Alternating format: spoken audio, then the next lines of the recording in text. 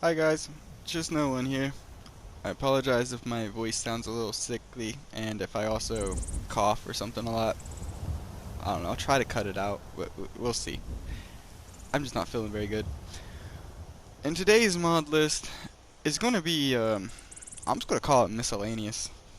It's kind of involving around menus, I guess, but I don't know, it sounds kind of stupid. And not all of it is menus, so yeah, we're just going to call this miscellaneous mods. I just can't think of a better name for it. So, first up, I want to show you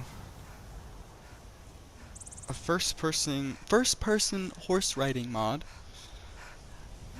I always kind of wondered why they didn't have this as an option, or what was like such a big deal about not having first person for horse riding. It's kind of odd. And this person, I feel like, kind of did a pretty good job on making it work in a way. Like, all you're really doing, at first you might think that it's not working, because I did when I first downloaded it. I was like, ah, well, this mod's a sham or something, you know? No, it's just you literally got to move your camera like all the way like that, and then yeah, now you have first person. And then like get off your horse. Put you in. See, I was in third person before I got on the horse, so it went ahead and put me back in third person, and it puts me right at the same level I was before. So where maybe a little bit further actually. I don't know. Maybe it's just how it is. I don't know why it looks closer. Yeah, you can kind of adjust it to your length. You also might notice your character's head sometimes popping in the screen. I mean, I guess that's just a little side effect. But yeah, this is just to kind of give you a first-person horse riding on. Said it definitely isn't perfect, but I feel like they kind of found a loophole, considering, you know, getting around PlayStation limits and stuff. So, here's the first one. I'll let this stolen horse go back to its stable. A lot of other ones are going to be going over menus. So, we'll pop in here. This will pop up in your alteration for some reason too. I don't know if there's a difference. I guess we could find out. So let's use the spell version. Okay, I brought up the menu. So we have cinematic, HDR, miscellaneous. So, alright, let's see. Brightness. Will this be turning it up or lower? Turn up to 260. Okay, well yeah, definitely higher. Jeez. Oh my lord. Alright, what's the darkest? What time is it? 11 a.m.? Oh wow. Oh wow, the nighttime must be, like, super dark. Alright. Let's put it on default. Okay. Just because we're testing things out, I want to see what everything's going to look like. Yeah, we'll just go max. Saturation. Ooh, it actually did kind of make it look really colorful and pretty. I mean, obviously it's saturation, but might be a little too much. I don't know, just a tad too much. But a little bit of saturation, I feel like, definitely spruces up the world of Skyrim.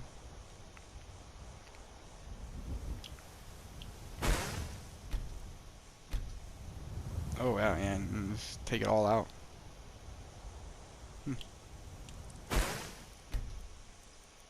Let's just bump it up like 2. Like yeah, that compared to a default Skyrim. What's that like? Yeah, I like that. I like the other way better. That was like perfect, in my opinion. Contrast. Yeah, I feel like that made it more sharper.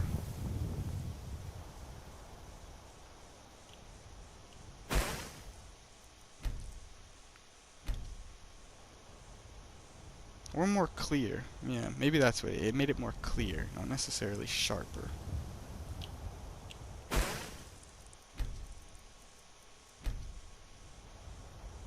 Alright. Sunlight scale. Very interested about this. Okay. Did you just make it brighter? Essentially? Excuse me.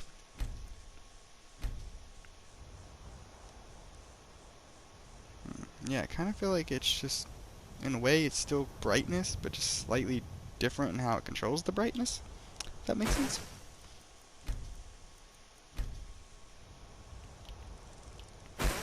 Quite a few options to go here. Oh, sky scale. Oh, it's experimental.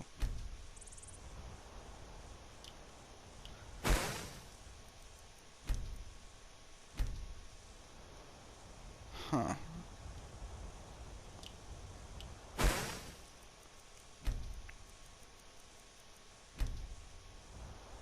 Hmm. Kind of seems like it's controlling like the brightness of the sky in a way. Huh.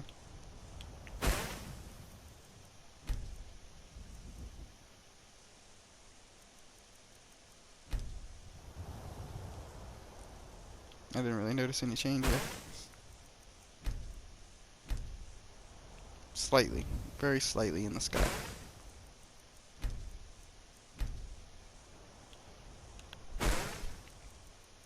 Eye adaptation.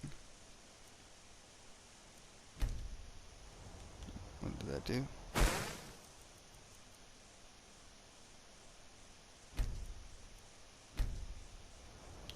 Okay, I'm not sure what that is. Let's be honest with you.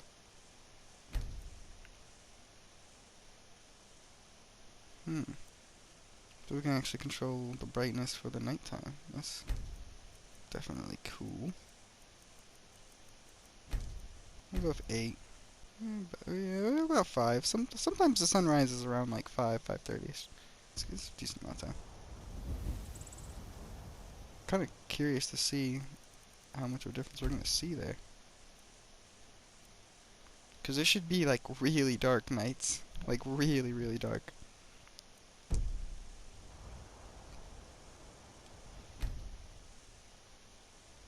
Oh yeah.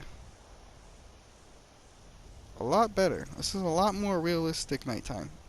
I'll give it that. Kind of makes me not even really want to mess with like graphics mods and stuff. Like, to be honest, this kind of feels like you are personalizing your own graphics of Skyrim. Like, to be honest, that's kind of what this mod does. There's a lot of options here, and you really can kind of tweak the game to kind of have the same, or have like the look that you want without having to, you know, take something else you don't want from like a mod that, you know, might like it for the most part, but certain things you just don't want to have, and well, you can turn that right off.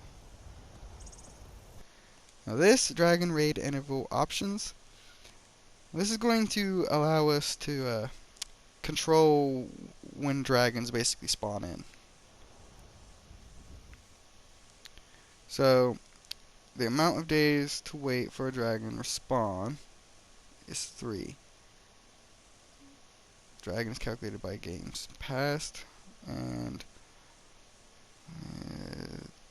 games higher than int, the dragon can respawn.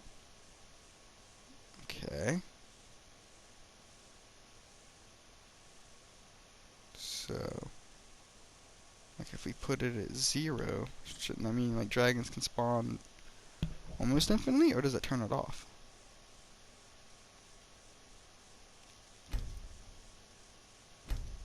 Well, that should mean it's only like pretty much one in-game day can pass, and you can already have another dragon like summon when you. I think that's how it works. It's a little bit confusing. You might just have to play around with it yourself. But if you're having problems, like I do know having a near real time scale mod will affect how dragons spawn in, as well as actually your weddings. Any event that involves actual timing in game will kind of get affected by those types of mods that mess with the time scale in your game. So, at least, like, I don't know any way to really fix the wedding. It will eventually happen. It just takes like way longer. So, I mean, just be note of that if you're getting married and you have a near real time scale. But if you're not really worried about that, but you do want dragons to fucking spawn in and not feel like they're just gone, then this mod will remedy that if you have a mod that's keeping dragons from spawning in. This I think also goes with it. This just allows you to basically choose, do you manually like walk up and, you know, absorb a dragon soul, or do you not want to absorb souls at all? And I guess if you disable it, then I mean you're not doing anything with the mod, I guess. So it's probably just going to run like normal, basically. So you'll just automatically absorb dragon souls when near them. It's basically what that mod does, or part of that mod, anyways. Alright, so I think I have this figured out. So, when you have the require skill / perk option, you are simply choosing whether or not a locked item or whatever is telling you, like if it's the skill level, it tells you 25, but if it's the perk level, it will tell you apprentice. Really, I don't see why that matters too much, because either way, you're basically going to have 25 lockpicking skill and apprentice level to be able to pick this lock. But you also have the can't activate and the too difficult thing, which it'll always say this lock is too difficult if it's higher than your level. But if you choose the can't activate version, then you won't be able to unlock it if you are not at that skill level, period. But if you just choose the too difficult, it will work like normal Skyrim, and even though it's above your level, you can still take a shot at it. But if you feel like it's, if you want more of like a Fallout type of feel, then perhaps you wouldn't want to actually be able to just take a crack at it and actually want to have the skill level to even try it. So it kind of does go back on more RPG games. I know some people probably prefer to just be able to attempt it, but I'm sure like some of you out there kind of prefer the old ways too and how it works, and well, this just gives you that option. Auto unlocking, I'm pretty sure what it means by that is if you have the right skill level, you basically don't even gotta pick it. It will just kind of do it, if I'm not mistaken. I didn't get that far to test. I don't know if there's any novice locks around here I could probably find. But I found this one, and this was a good enough test to kind of explain to me a little bit about what's going on. And obviously this disables or enables the mod completely. So, yeah, that is the Fallout 4 style lockpicking mod. You also may have noticed that my character has a little bit of a unique look going on. I mean, her eyes are clearly not normal human eyes, but rather elven eyes. Her hair is pretty for sure a couple hairstyles mixed together, but the main hairstyle is the male long hairstyle, which for some reason there was not any version like that for the females, which I thought was pretty lame, because they made the male hairstyle honestly look longer and kinda better than they did with like the longest female hairstyle. So it's basically, yeah, just a long female hairstyle. It looks a little off, but I imagine if you actually had more like a heavy armor on or something, or just better armor on in general, it probably would look a lot better. It wouldn't look so odd. So I think it's also shaped like that because it's supposed to be lapped over a male body, so it kind of sticks out in areas. But that's also just a simple little mod that I like. And the way I got the eyes is also a different mod that allows you to basically use different features like eyes and stuff on anybody, except I think maybe like beast races. I think that's the only exception, but all human and elf races should be compatible. So that way you can kind of customize a character and look a little bit more unique. Okay, yeah, this one I am not entirely sure if it's actually working. I don't know if I got it to work. But there was somebody in my comment section that was mentioning something about camera positions, particularly for third person. They seemed very displeased with it and wanted to know if there was a mod that would exist that would fix their problem. I do not know if this mod does exactly what you're wanting it to, but it might be worth a try, or it might kind of be going what you're wanting to. I don't know. I just did try to actually find the mod, and third person camera is the only mod I could find that was remotely close to what they were talking about, or what they were wanting. Again, I don't know if it's going to be actually what they were talking about, but I figured I tried, so if, yeah, Patrick, give it a try. I hope it's at least remotely what you were even wanting. It does say it's kind of got a tedious way of getting it to load on to, so Again, I'm not sure if I even actually got it to work right. Kind of just got to follow the directions it says for installing it. But yeah, that's the only one I don't think I really like showed, because I'm not really sure if it did. I should probably actually like made a vanilla save without this mod at least, so I could kind of tell a difference. But yeah, there you go, Patrick. I hope it's what you're looking for. I tried my best. Beast sound settings and reverb. Ah, this one we forgot to show in your settings. Yeah, audio. So normally you would only have master, effects, footsteps, voice, music, and that's it. Now you have control of magic, control of ambience reverbs, menus, the insects of cicadas and crickets, birds, wind, waterfalls, cave drip effects, water drip effects, ice drip effects, thunder, weather effects, ambience, shout power, berserk sound effects. That's all that mod does. Pretty straightforward.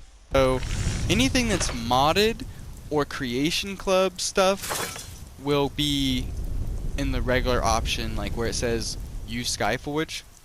Yeah, all my modded and creation club stuff that I can create will be in that version.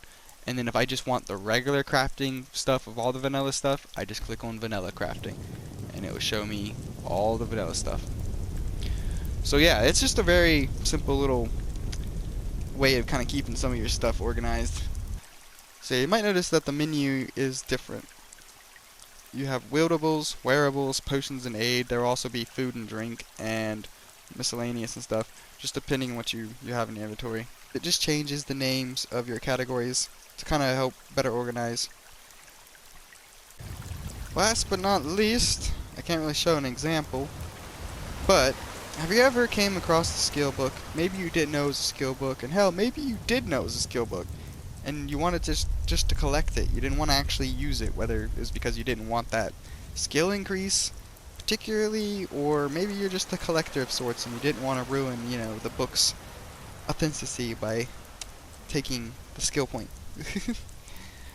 Basically, all the mod does is it allows you to walk up to a skill book, click on it, and it will give you an option to either take the book without activating it and therefore getting the level up, skill level up, and it also just allows you to take the skill level up right then and there if you wish, and of course leave the book there if you wish.